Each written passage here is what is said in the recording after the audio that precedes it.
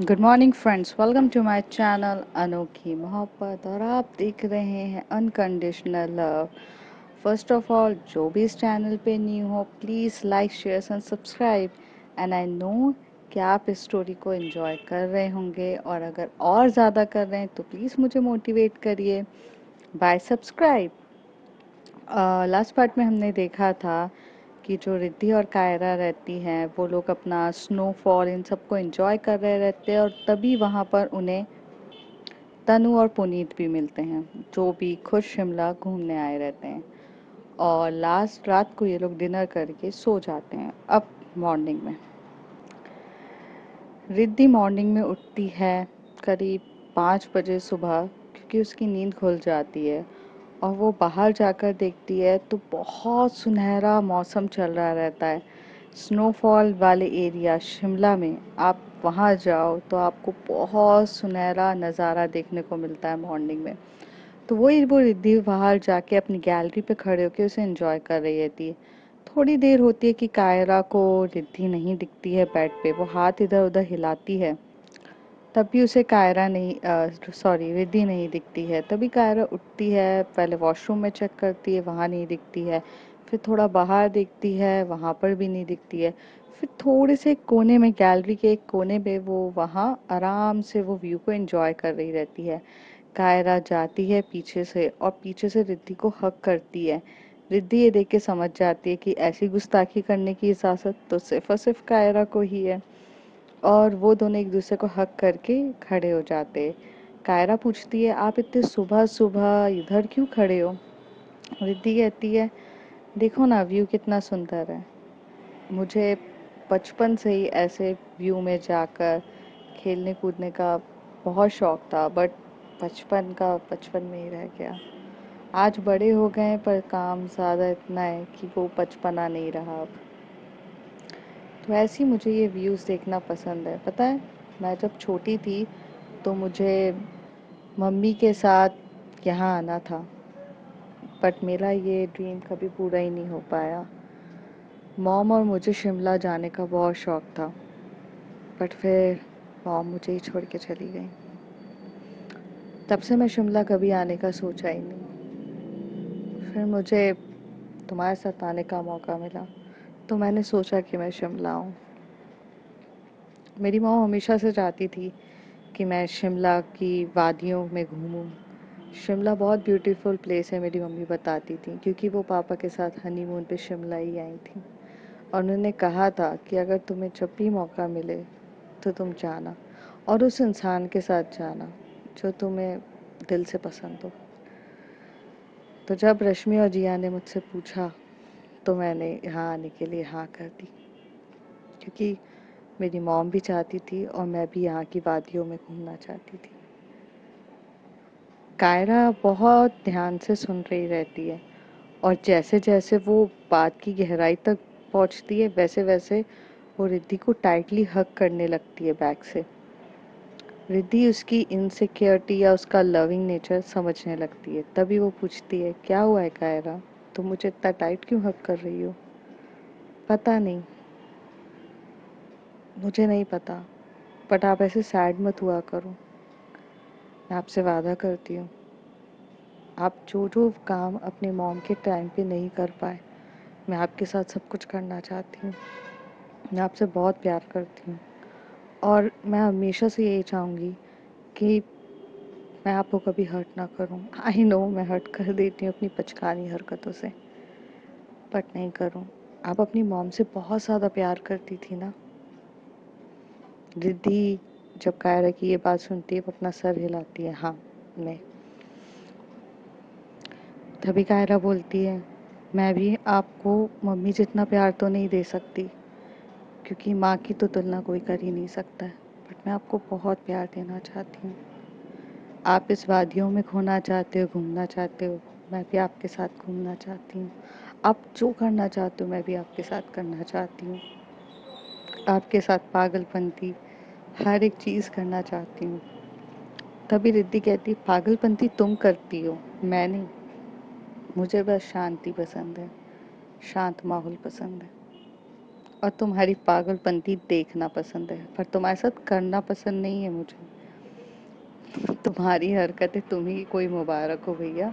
मैं नहीं कर सकती तुम्हारी तरह इतना पचकानी हरकतें। कायरा हंसने लगती है रिद्धि की ये बात सुनकर। वो कहती है ठीक है अब मत करो पर एंजॉय तो करो, हंसो तो ऐसी इनकी कन्वर्सेशन चल रही रहती है और फिर वो एक दूसरे को हक करके रहते हैं। जब रिद्धि कायरा को हक करी रहती है तो वो कहती है वो देखो बादल कितना सुंदर दिख रहा है, कितना सुंदर नज़ारा है ना। पता है जब मैं काम से जब फ्री हो जाऊंगी ना अपनी लाइफ में, जब बोलते हैं रिटायरमेंट का टाइम आता है, मैं चाहूंगी कि मैं शिमला में रहने आऊं। यहाँ पर एक हाउस हो, ऐसे देखो ना कितना सुंदर नज़ारा है पहाड़ियों के बीच में। मेरा बुढ़ापा यहीं बीते, मैं ऐसा चाहती हूँ। कायरा कहती है आपका बुढ़ापा या हमारा बुढ़ापा, बूढ़े तो आपको मेरे साथ ही होना है ना। रिद्धि हंसने लगती है, हंसते हुए कहती है जिंदगी भर तुम्हें ही तो झेलना है। तभी कायरा बोलती झेलना है या मोहब्बत करनी है। मुझे तो करनी है बट आपको मोहब्बत करनी कहाँ आती है। आपको को अपनी पचकानी हरकतों से फुर्सत मिले तो आप मोहब्बत करें ना। रिद्धि कायरा को चिढ़ा रही रहती है। तभी कायरा बोलती अच्छा मैं मैं मुझे प्यार करना नहीं आता। आप होश में तो हैं, मुझे प्यार करना नहीं आता या आपको नहीं आता है। आप बोरिंग हो, मैं नहीं हूँ। और अगर आप आपने कह ही दिया है कि मुझे मोहब्बत करनी नहीं आती तो मेरा तो फर्ज बनता है ना कि मैं आपको बताऊं कि प्यार कैसे होता है। जब वो कायरा इस तरीके से बात कर रही रहती है तो उसकी आंखों में बहुत नॉटीनेस होती है। तो रिद्धि अपना 2 कदम पीछे करके बोलती है आप जो सोच रही हैं मैं वो नहीं करने वाली। तो कायरा 2 कदम आगे होके बोलती है जी मैंने तो कुछ कहा ही नहीं और मैंने सोचा ही नहीं, मैं तो आपको करके दिखाने वाली हूँ। और ऐसे बोल के वो रिद्धि की कमर को पकड़ती है अपनी तरफ खींच के। उसके चेहरे पे जो बाल आ रहे रहते हैं, उफ जो जुल्फे होती हैं, उसे वो पीछे करती है और अपने होठ से फूकती है उसके बालों पे। ये एक नया अंदाज था उसका जो उसे रिद्धि को दिखाना था रोमांस के नाम पर। और रिद्धि जब ये देखती है तो वो थोड़ा सा रिलैक्स फील करती है और उसे अच्छा लगता है। ऐसे करके जो कायरा है वो फटाक से रिद्धि के लिप्स पे किस करने लगती है और वो किस बहुत डीपर होने लगती है। डीपर किस करते करते और अपनी और वो हाथ उसकी कमर में फैलाए रही रहती है। उसकी कमर को टाइटली पकड़ के उसके नेवल वहाँ पे दूसरा हाथ फैला रही रहती है। रिद्धि को भी ये चीज़ अच्छी लग रही रहती है। ये एक नया तरीका था जो कायरा पहले के रोमांस से थोड़ा डिफरेंट कर रही थी। रिद्धि को भी पसंद आ रहा था। फिर क्या था, कायरा ने रिद्धि को गोदी में उठा लिया और वो गोदी में उठा के उसे बेड के ऊपर लेकर गई। रिद्धि और कायरा की जो हाइट थी वो रिद्धि की थोड़ी ज़्यादा थी बट कायरा उसका एडजस्टमेंट मतलब उसे उठा सकती थी। इतनी ज़्यादा प्रॉब्लम नहीं हो रही थी दोनों को। वो उठा के बेड पे ले आती है और जब वो बेड पे लेकर आती है तो वो बोलती है मैं बताऊँ आपको कि रोमांस कैसे किया जाता है। कायरा का ये सेड्यूसिंग वे में बोलना हाय रिद्धि की तो जान ले रहा था। और जैसे वो आंखों ही आंखों में कह रही है हाँ हाँ बताओ, मैंने कब रोका है आपको। कायरा बेड के ऊपर आ जाती है और रिद्धि को पीछे करके पूरे कंफर्टेबली कुशन लगाकर उसे लेटाती है। और फिर धीरे धीरे उसने जो नाइट सूट पहना रहता है उसके बटन्स ओपन करने लगती है और फिर उसे नेवल पे किस करने लगती है। इस बार उसका प्यार नेक से नहीं हुआ, इस बार तो उसका नेवल पे ध्यान था। रिद्धि की नेवल कायरा को पागल कर रही थी और वो उसकी नेवल देखकर उसे किस पे किस करे जा रही थी। डीपली किस करने के बाद वो थोड़ा सा ऊपर आती है, तो वो उसके बूब्स की तरफ देख रही रहती है। तभी रिद्धि बोलती है, क्या तुम ऐसे घूर क्यों रही हो? तो कहती है, जो चीज़ मेरी है उसे देखने का तो मेरा हक है ना, कायरा कहती है। और फिर वो कुछ कहने ही वाली रहती है रिद्धि, उससे पहले कायरा उस पे लिपके पे किस कर देती है। और वो फिर किस थोड़ा देर करने के बाद रिद्धि को शांत करती है, और फिर से वो पूप्स की तरफ देख के उसे प्रेस करते हुए उसे किसेस करना स्टार्ट कर देती है। उसका किसेस बहुत बहुत ज़्यादा डीप था और एक पैशनेट वे में था, जैसे एक छोटे से बच्चे को उसकी फेवरेट चीज़ मिल गई हो उस। और फिर वो थोड़ी देर में और ऊपर आती है, फिर उसके नेक पे किस करने लगती है। नेक पे बहुत डीपली किस कर रही रहती है और धीरे से कहती है, क्या अपनी निशानी दे दूँ? तो रिद्धि तो उसके इस नेचर पे थोड़ी सी फिदा हो चुकी रहती है, तो वो कुछ बोल ही नहीं पाती है और धीरे से कहती है, और ऐसे करके जो कायरा रहती है वो नेक पे ना बाइट कर देती है, जैसे वो लव बाइट देती है। लव बाइट देने के बाद रिद्धि चिल्लाती, आउच! तभी कायरा बोलती, क्या हुआ? तो कहती, ये क्या था? तो कहती, मैंने ही तो बोला अपनी निशानी दे दूं, आपने बोला हाँ तो दे दी। तो वो कहती, अरे कुछ नहीं।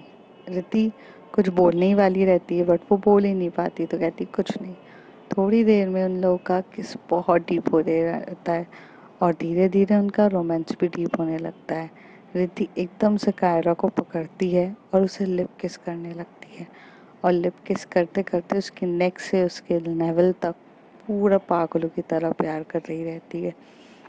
थोड़ी देर में इन लोगों के कपड़े फ्लोर में कहाँ गिर जाते पता ही नहीं चलता। फिर जो प्यार नेवल तक हो रहा था वो नेवल के और नीचे तक होने लगता है, फिर वो थोड़ा और नीचे तक होने लगता है, और ऐसे करके इन लोगों का रोमांस बहुत डीप चलता है। सुबह के 5 बजे थे जब ये लोग उठे थे, और इन्होंने जब अपना रोमांस स्टार्ट किया था वो 5:30 था, और अब बज जाते हैं 7:30।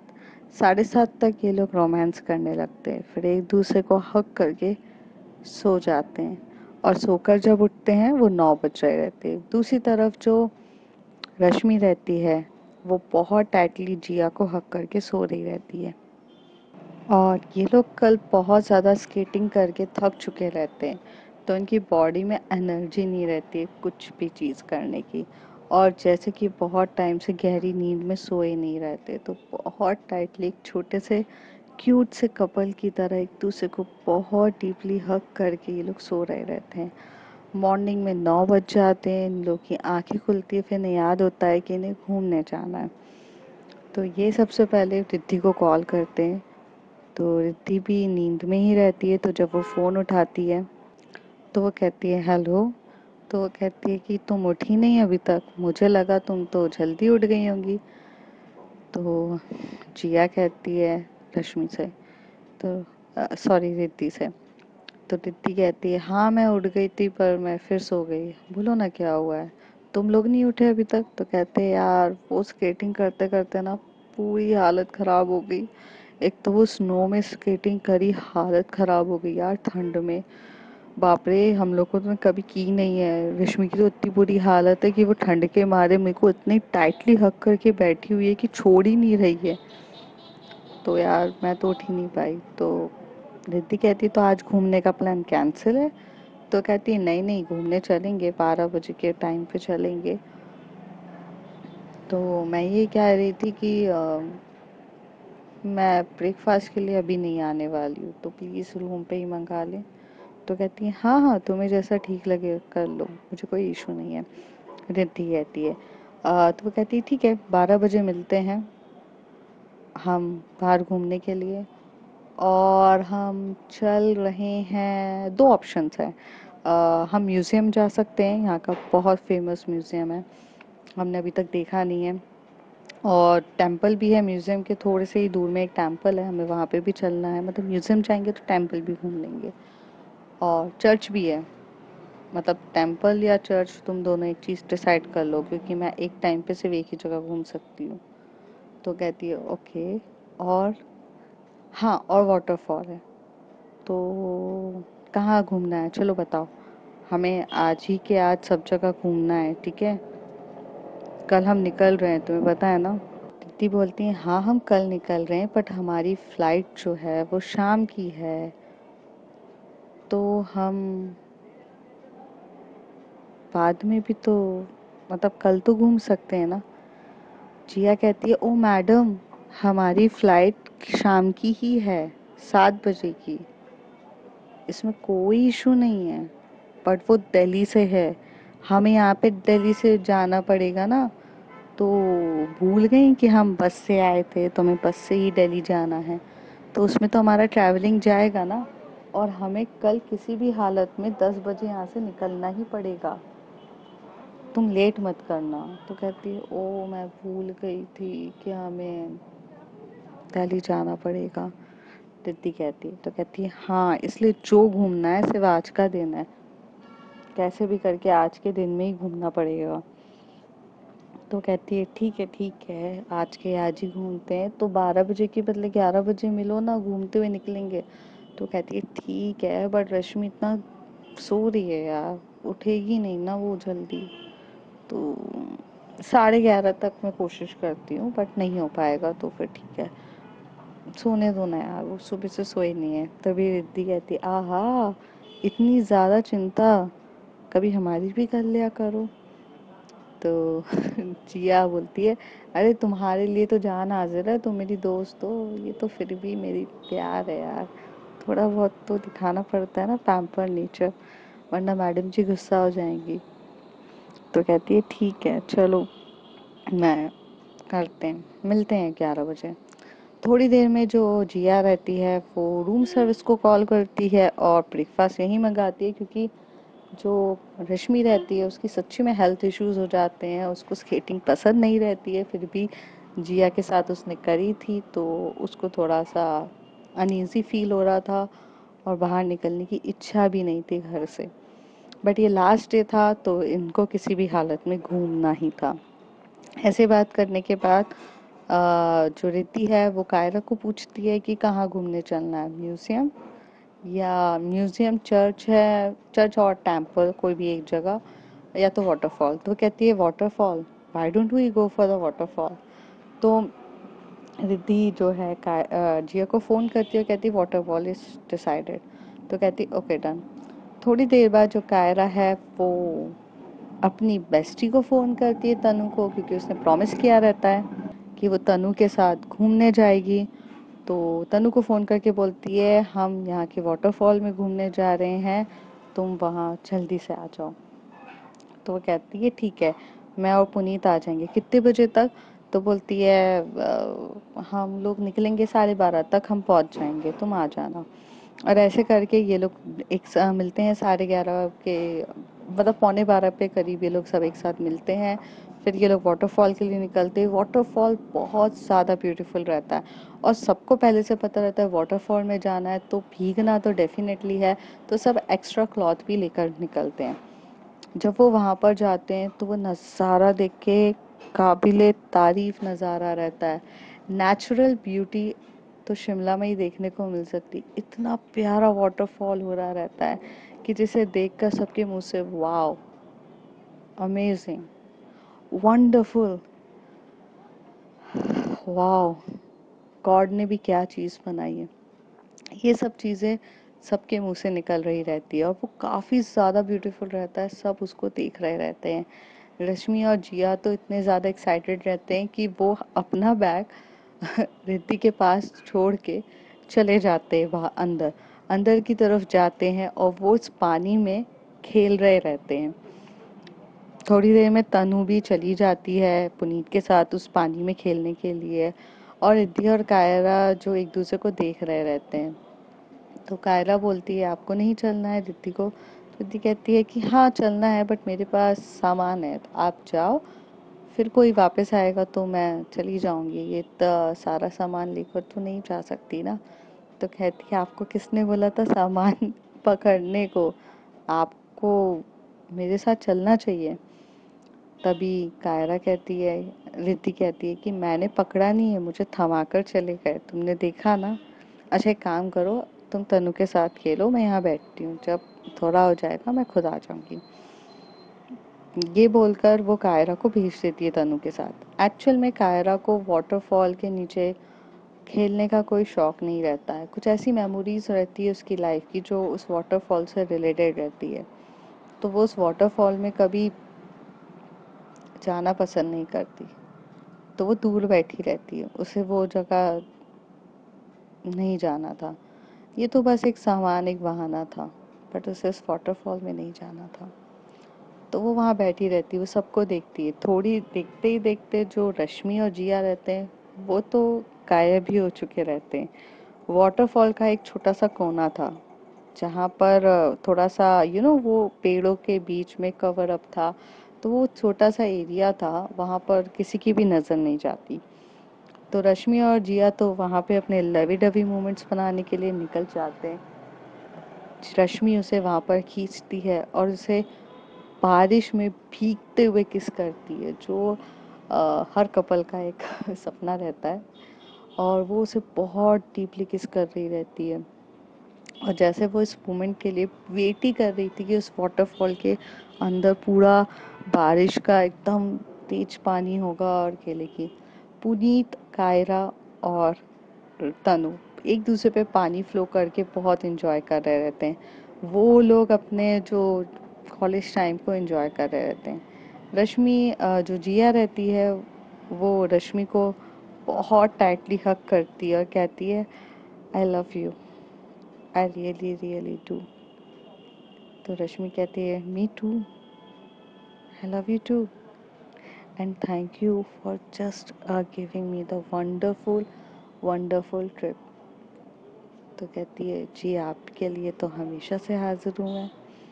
और इनके यहाँ पे क्यूट क्यूट टॉक चल रहे रहते हैं। तब तभी जो रिद्धि रहती है वो वहाँ से बहुत दूर चली जाती है, क्योंकि जैसे मैंने बताया उसे वाटरफॉल बिल्कुल पसंद नहीं था। वो तो यहाँ पे कायरा की खुशी के लिए आई थी बस। जब वो थोड़ा दूर चली जाती है तो कायरा को रिद्धि दिख नहीं रही रहती है।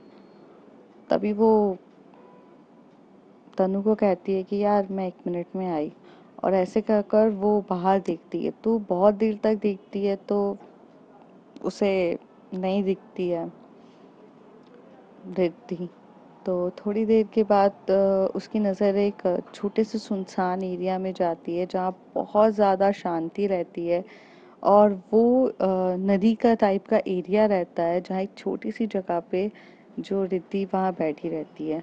जैसी कायरा उधर जाती है तो वो रिद्धि की तरफ देखती है तो रिद्धि की आंखों में आंसू रहते हैं। ये देखकर तो कायरा बहुत ज़्यादा मतलब अपसेट हो जाती है, ये सोचकर कि अब उसने कुछ ऐसा क्या कर दिया जो उसकी वजह से मतलब रिद्धि रो तो नहीं रही है। तो वो बोलती है रिद्धि, रिद्धि।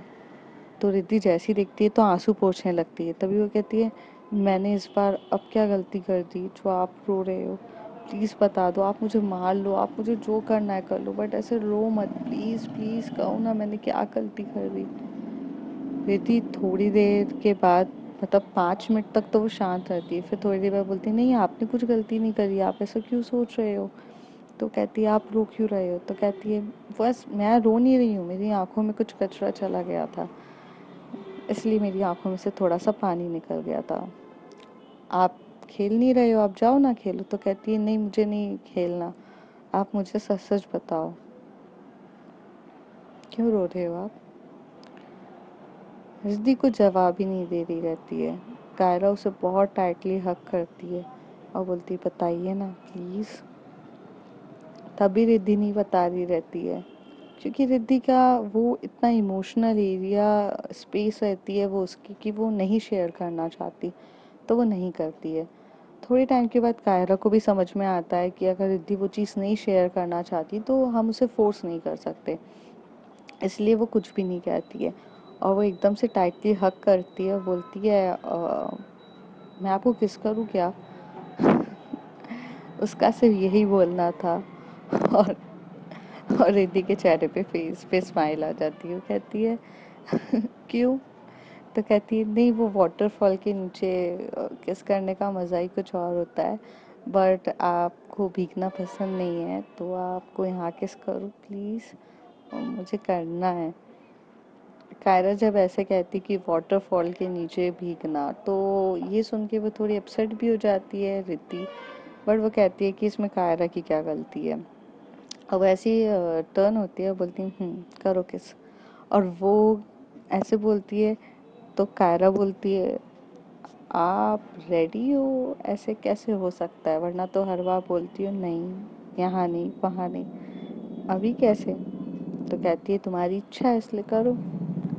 तो कायरा कहती है नहीं नहीं, अब मेरी इच्छा नहीं है, मुझे जाना चाहिए। और ऐसे कह के वो जा ही रही रहती है, तभी रिद्धि उसका हाथ पकड़ती है, उसे खींचती है, उसे बहुत प्यार से किस करती है।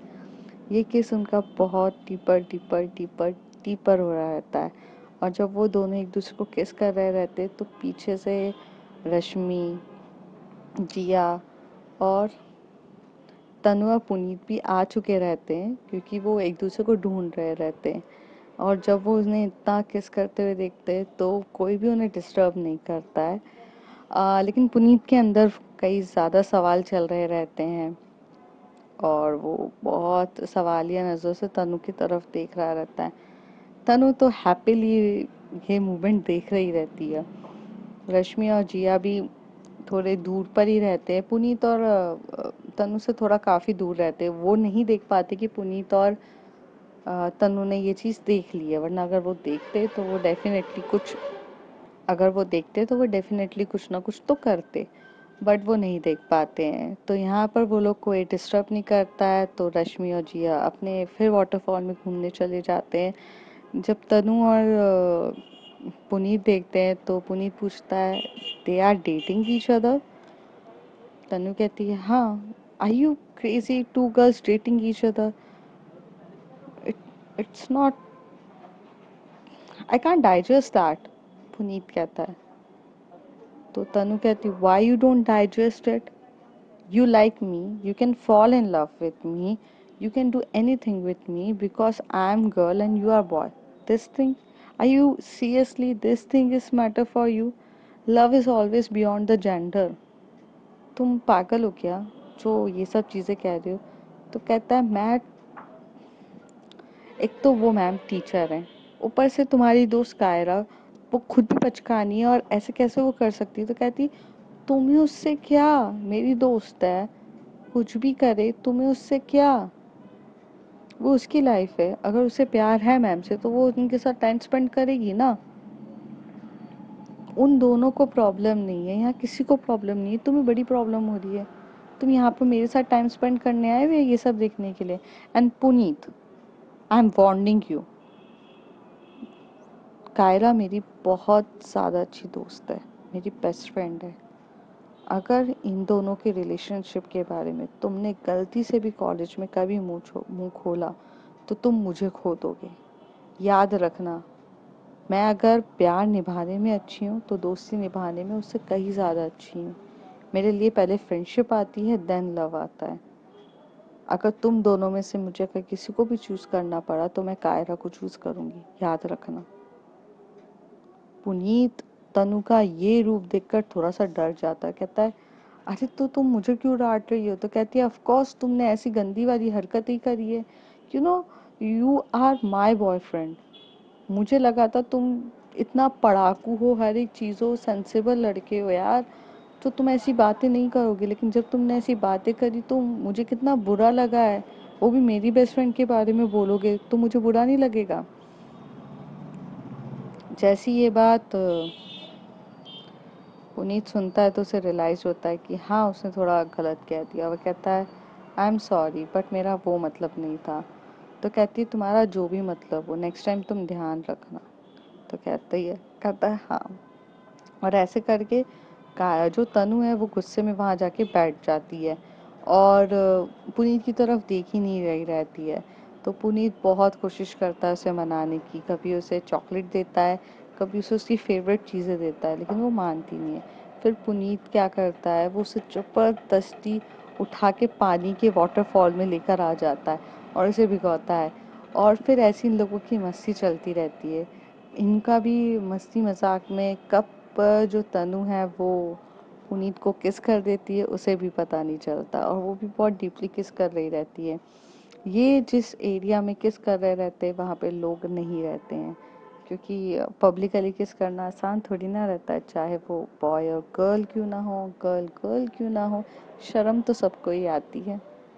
तो वो किस नहीं कर रहे रहते हैं, मतलब पब्लिकली किस नहीं कर रहे रहते हैं, उनकी प्राइवेटली ये मूवमेंट चल रहे रहते हैं। ऐसे करके ये लोग वाटरफॉल में बहुत ज़्यादा एंजॉय करते हैं। अब आगे क्या होगा इस कहानी में, तब तक के लिए bye bye, take care. If you like my story, like share and subscribe. Thank you.